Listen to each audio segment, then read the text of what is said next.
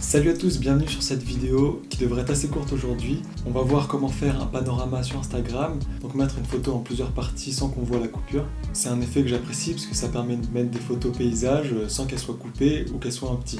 On va voir une façon super facile de le faire sur Photoshop. Donc une fois sur Photoshop, on va venir prendre l'outil tranche qui se trouve ici, voilà. On va venir sélectionner la moitié de l'image. Et quand on arrive au milieu, tac, voilà, on a la petite ligne violette qui nous indique qu'on est parfaitement au milieu. Donc on va venir sélectionner. Et là on voit d'ailleurs qu'il y a un petit magnétisme, si jamais on a perdu le repère, qui nous ramène parfaitement au milieu. Donc là on sélectionne.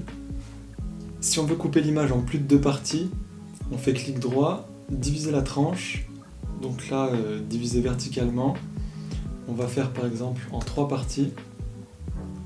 Tac, et voilà, l'image est coupée parfaitement en 3 parties. Mais pour la vidéo, on va rester à 2. Et une fois qu'on a sélectionné, tout ce qu'on va devoir faire, c'est l'exporter. Donc on va dans Fichier, Exportation et Enregistrer pour le web. Voilà, et là, on n'a plus qu'à enregistrer nos 2 images. Une fois que vous avez envoyé vos photos sur votre téléphone, il n'y a plus qu'à les poster.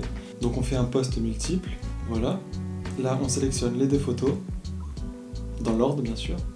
Et voilà, vous avez votre photo parfaitement coupée en 2, donc ça donne l'illusion que c'est juste une grande photo qui est postée.